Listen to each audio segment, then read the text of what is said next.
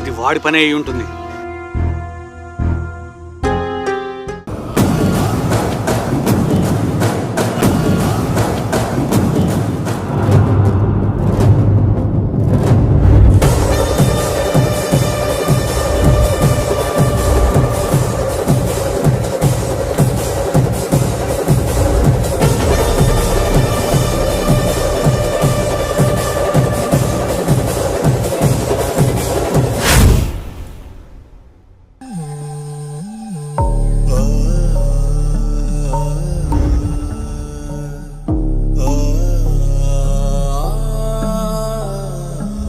ఏమయ్యా, నువ్వు మనిషివేనా? చదువుకోవాల్సిన పిల్లల చేత కాళ్ళు పట్టించుకుంటావా? పని చేపిస్తావా?